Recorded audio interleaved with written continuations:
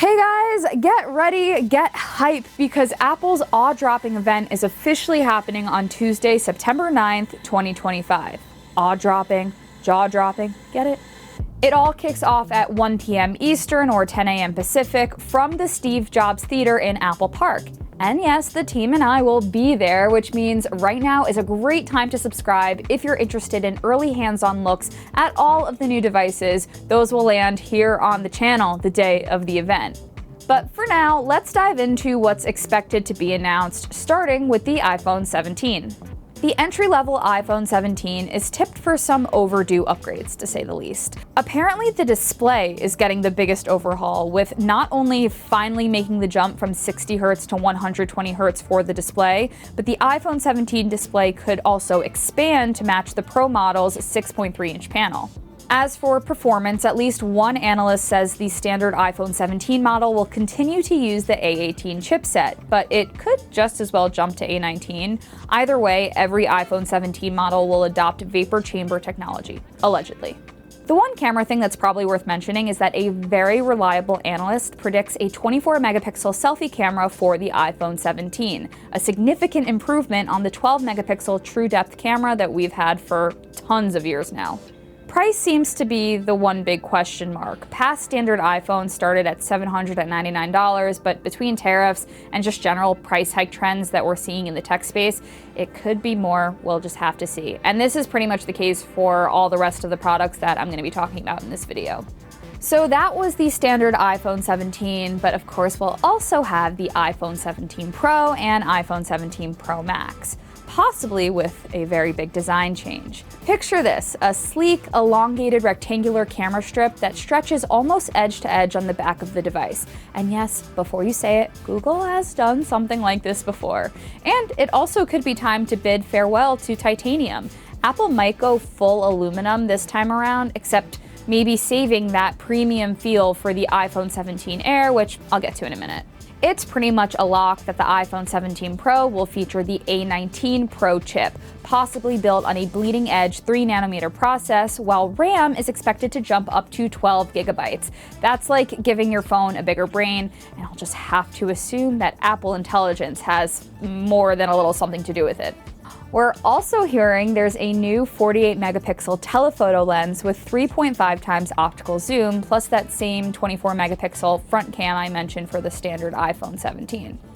And of course, it's worth mentioning that every iPhone will run the brand new iOS 26 with liquid glass. Question for you guys. Have you liked the previews of it so far? Anyone on the beta? Very curious to know. I saved the most exciting iPhone 17 for last. I'm talking about the iPhone 17 Air. There have just been so many rumors about this thing. I find it impossible at this point that it wouldn't be announced. And in doing so, Apple will be officially replacing the Plus version of the iPhone so there's not going to be an iPhone 17 Plus, basically.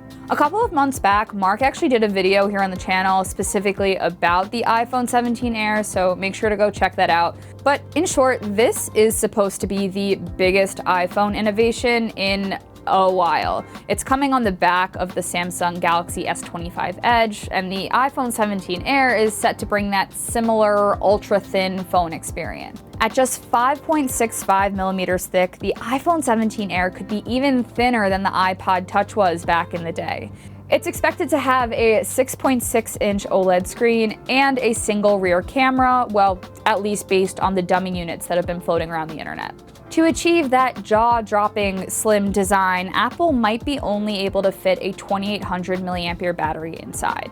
On paper, that is smaller than we're used to in the iPhone Plus model, but rumors point to a denser cell technology that could stretch battery life beyond what the numbers suggest. Right now, rumors are putting the iPhone 17 Air price between $899 and $1,099, which would position it as a slightly more premium alternative to the base iPhone 17. Not quite pro-level expensive, but definitely not budget. I think whatever the price for this ends up being, it's going to be a very hot topic in the chat. Okay, now I can get to what I'm most excited about, and that is the new Apple Watch 11. I'm here with my Apple Watch 10. The Series 11 should cost the same, $400. It should also pretty much look the same, but Apple is rumored to be exploring a more energy efficient, higher resolution display that could push brightness and sharpness further without eating into the battery. Easily the wildest Apple Watch rumor I've seen is for a front-facing camera being built and hidden into the screen, but guys, I'm not holding my breath for that. Instead, a big topic is going to be the new changes to blood oxygen tracking. In case you missed it, Apple's blood oxygen app has been disabled while the company was in a big copyright lawsuit over the tech. But the feature has recently returned to eligible Apple Watch models. Perhaps with this in mind, we'll actually see some type of new health sensor system inside the Apple Watch 11, maybe even with those blood pressure or blood glucose tracking features that have been in the rumor mill for literally years now.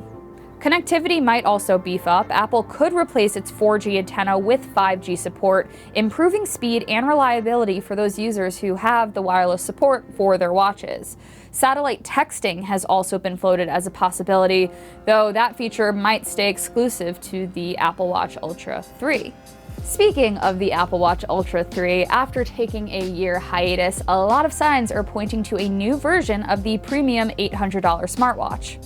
Everything I've said about the Apple Watch 11 will apply to the Apple Watch Ultra 3, but of course it will have the signature flat-face titanium design, perhaps slightly thinner than before, which I personally would really like. The 5G connectivity and emergency satellite support I mentioned would be another way that the Apple Watch Ultra 3 could be differentiated from the Apple Watch 11. A longer battery life should also continue to be a selling point, while rumors of a larger coil in the case back could also increase charging speeds, always nice.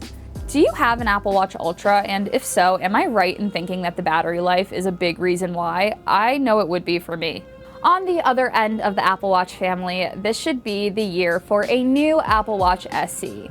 We got the iPhone 16e already this year, so maybe this will be the Apple Watch 11e, who knows. But this could be a cheaper version, likely priced at $250. Rumors say it could be even less. I'm doubtful, but we'll see.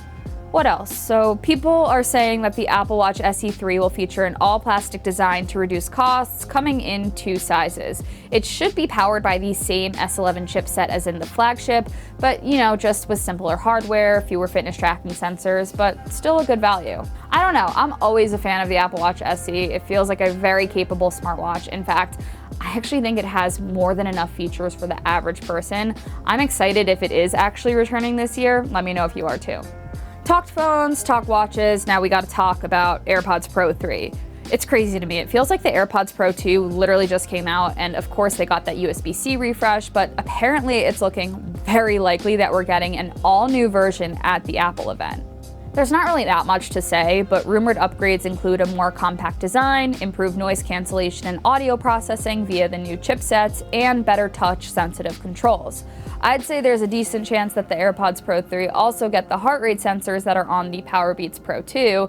I remember saying in the review that I think Apple was just testing the waters for the Pro 3 with this feature, and I really want to be right about this, not for any particular reason, it just matters to me, okay? That to me seems like more than enough hardware for one event, but there are still some long shots related to other rumored Apple devices in the product roadmap.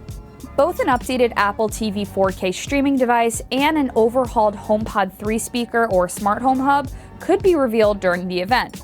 Both reportedly are launching sometime in the latter half of 2025, though it's just as likely that they won't arrive until October or November, so make sure you stay tuned for that. Hopefully now you're feeling caught up on what Apple's awe-dropping event on September 9th will likely hold. Remember, we got iPhone 17 lineup, Apple Watch updates across 3 tiers, and the newest AirPods Pro. I didn't talk about it, but I will say I'm curious what iPhone 17 colors might pop up this year, maybe blue and orange. Rumors are swirling that the event logo is a big hint. That's my big question that's left about this event. What's yours? Drop a comment, and hey, maybe turn on notifications so you'll be the very first to see the reveals from the event, whatever they may be, here on the channel. That's it for me. Thanks for watching, you guys. I will catch you next time.